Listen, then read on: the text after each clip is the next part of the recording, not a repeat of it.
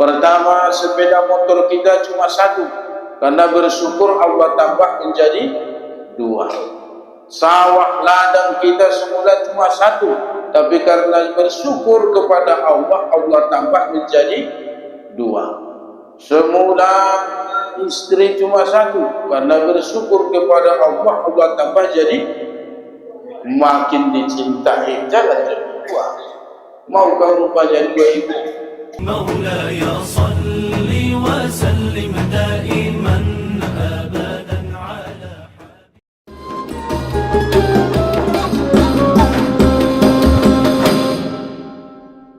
Bapak Ibu sekalian, mari kita renungkan sejenak. Aturan puasa Allah sebutkan pada Al-Baqarah ayat 183 sampai 187.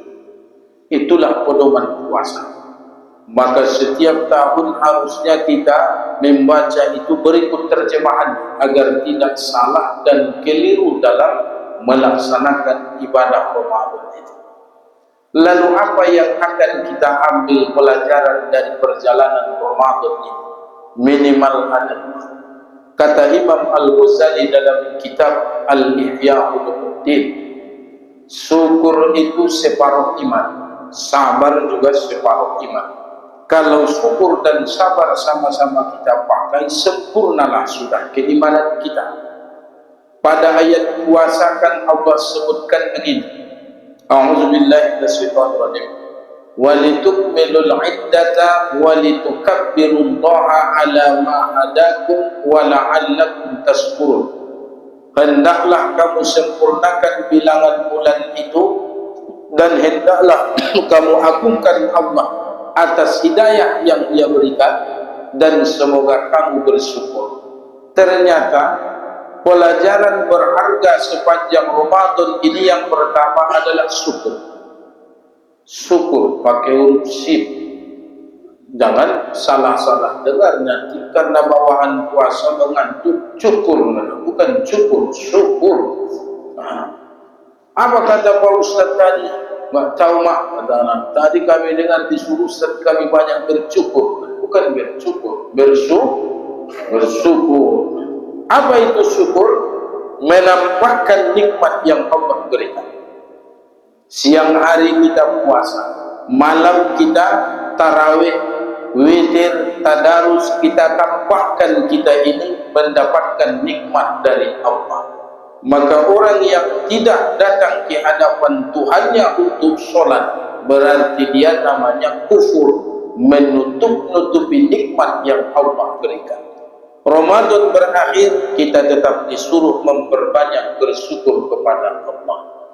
Kalau syukur tetap kita amalkan, maka Allah janji akan menambah. La in syakartum la azidannakum. Jika kamu bersyukur, pasti akan aku tambah. Semula duit kita 1.000, kita bersyukur menjadi 2.000 atau lebih. Semula rumah kita 1, bersyukur kepada Allah menjadi 2. Pertama, sepeda motor kita cuma 1, karena bersyukur Allah tambah menjadi 2. Sawah ladang kita semula cuma 1, tapi karena bersyukur kepada Allah, Allah tambah menjadi 2. Semula istri cuma 1, karena bersyukur kepada Allah, Allah tambah jadi makin dicintai. Jangan jadi 2. Mau kau rupanya 2 ibu? Makin dicintai, makin disayang. Itulah syukur kepada Allah. Dan ketika syukur kita pertahankan, tetap kita amalkan, maka Allah akan menambah itu semua. Inilah yang harus kita pertahankan setelah Ramadan ini selesai. Allah yang kita sembah di bulan Ramadan adalah Allah yang sama kita sembah di luar Ramadan. Jangan menganggap bahwa di bulan Ramadan ada Allah, di luar Ramadan Allah enggak ada. Itu salah. Sama halnya dengan orang yang berangkat haji. Sebelum berangkat haji kan dia sudah sibuk manasik. Tiap tahun dia ikut manasik. Ibu ini setiap ada masa manasik Masjid Agung dia pasti ikut. Ditanya sama yang lain, Bu, ibu tiap tahun ku tengok ikut manasik terus Bu. Memangnya ibu kapan berangkat? Entahlah katanya. Ibu udah daftar atau belum? Belum, pokoknya manasik aja dulu katanya. Ada orang begitu, dia belum daftar ke Kemenak atau belum daftar ke pemerintah, ongkosnya belum disiapkan, pokoknya dijahitkan dia baju batik hajinya. Setiap tahun dia manasik.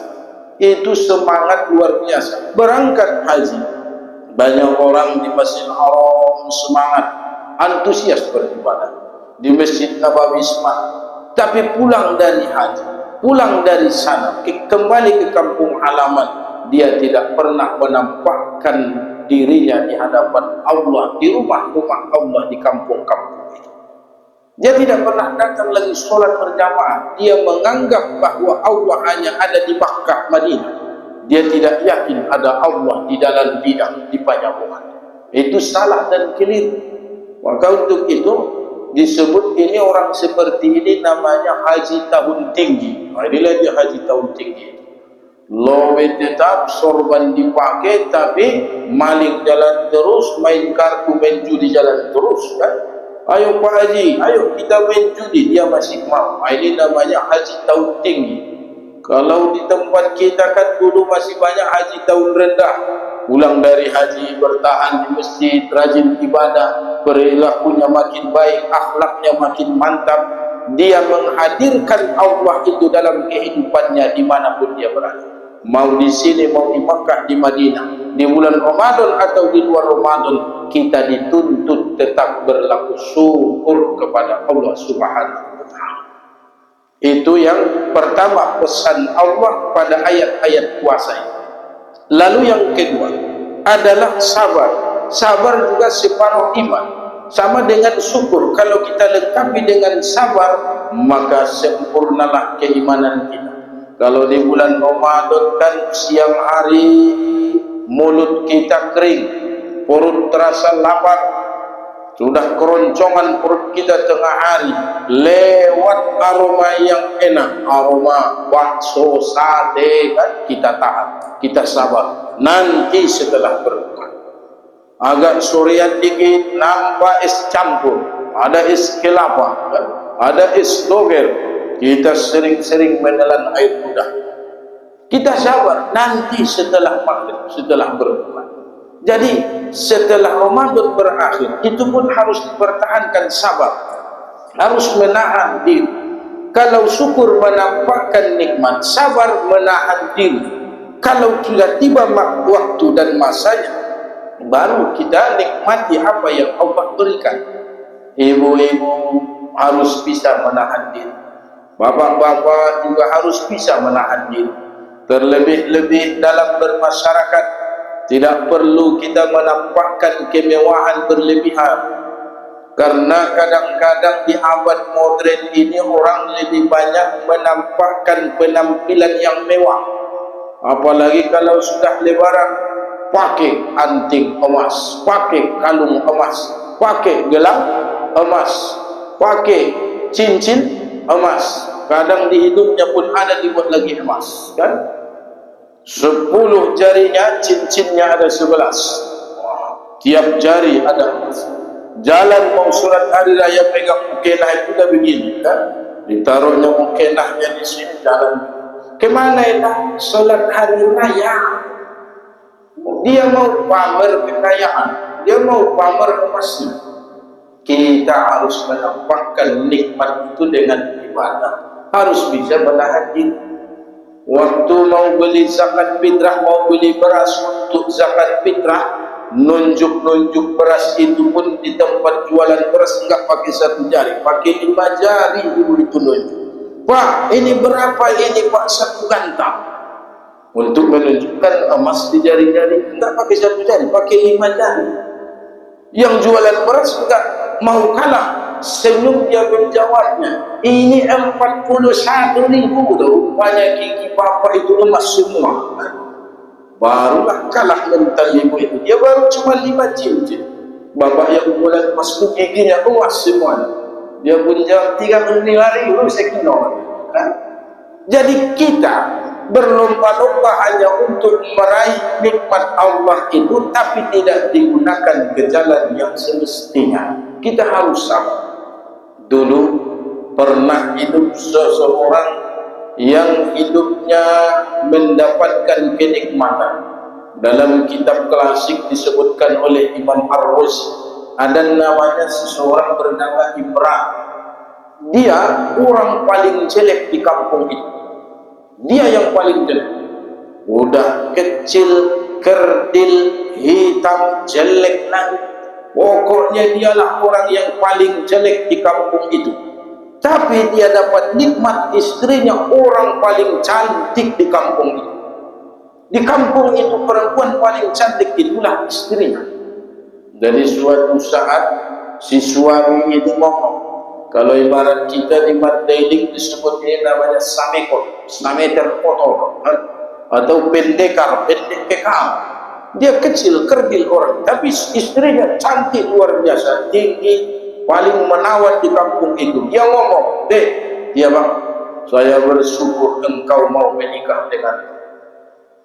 Terus kenapa bang? Ya, semua orang memuji dan menyanjungku karena engkau mau menikah denganku. Sampai sekarang sudah belasan tahun kita menikah, engkau tidak pernah pengen.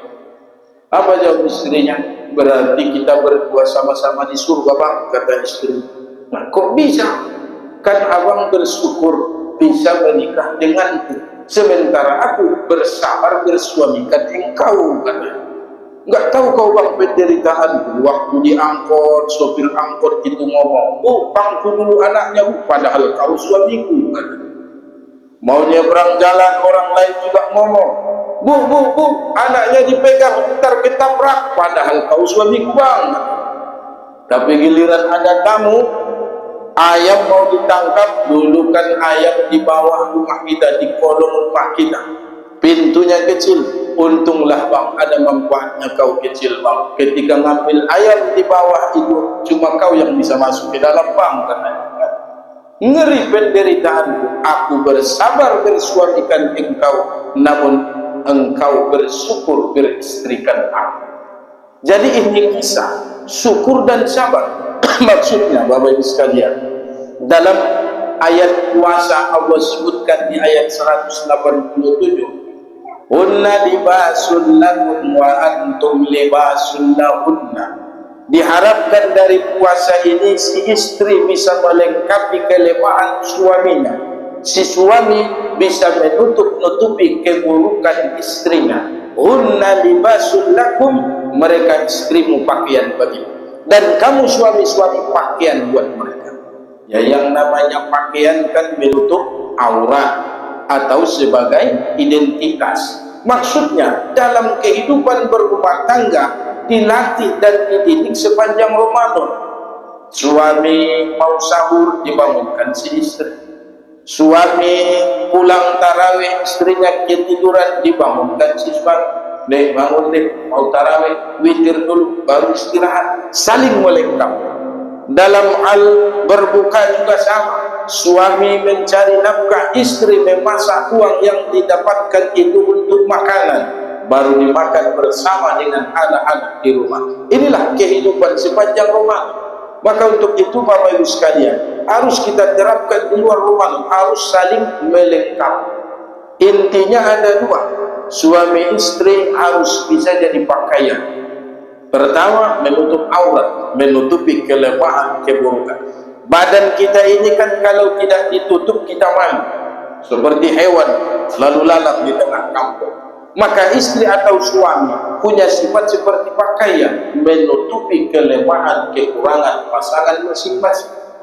Dan fungsi kedua adalah sebagai identitas. Yang datang kemari pakai mukenah, pakai telegung, pasti perempuan. Yang datang kemari mau sholat pakai lobe, pakai peci, pasti laki-laki. Walaupun dia pakaian juga identitas, kan? Maksudnya suami istri juga identitas. Identitas kita sebagai suami, identitas kita sebagai orang tua harus ditampakkan. Jangan sampai ada orang memakai pakaian yang bukan pakaiannya. Tapi Pak Ustaz di tempat kami di dalam bidang ini ada bapak-bapak pakai kumis, pakai jenggot, pakai daster. Kapan itu? Waktu 17 Agustus Pak Ustaz. Nah itu waktu hiburan kan? Kalau hiburan mah misalnya acara 17-an 16 Agustus orang pawai dipilih, itu untuk hiburan. Atau ada bapak-bapak pakai daster main bola, panjat pinang, itu sebagai hiburan. Tapi aslinya kan yang pakai mukena, pakai jilbab pasti perempuan. Yang pakai peci, pakai lobe pasti laki-laki. Itulah kehidupan dalam rumah. Jadi kesimpulannya Bapak Ibu sekalian, puasa Ramadan ini melatih kita agar bisa senantiasa bersyukur. Maka setelah Ramadan berakhir, tetaplah pertahankan syukur kepada Allah. Kita tetap menjaga sholat, kita baca Al-Quran. Kalau ada kesempatan, puasalah Senin Kamis. Kalau ingin lebih rutin, puasa selang Senin, laksana puasa Nabi Daud. Atau puasa 3 hari dalam setiap pertengahan bulan. 13, tanggal 13 pertengahan, 14, 15, setiap bulan kita puasa. Namanya puasa Ayyamul Bid. Atau 15, 16, 17, setiap bulan 3 hari di pertengahan kita puasa. Ini latihan kita untuk melatih syukur dan juga sabar itu tadi. Semoga Allah Subhanahu wa Ta'ala panjangkan umur kita sampai untuk bertemu kembali Ramadan di tahun 2027. Amin ya rabbal alamin. Demikian Bapak Ibu sekalian, sebagai penutup, karena inilah jadwal kami terakhir untuk mengisi kajian Ramadan di tempat kita ini. Semoga sepanjang penjelasan atau pengajian ini bisa menambah keimanan dan ketakwaan. Akhirnya marilah kita tarawih dan witir didahului dengan sholat sunat ringan 2 rakaat. Nasrun minallah wa fathun qarib. Wassalamualaikum warahmatullahi wabarakatuh.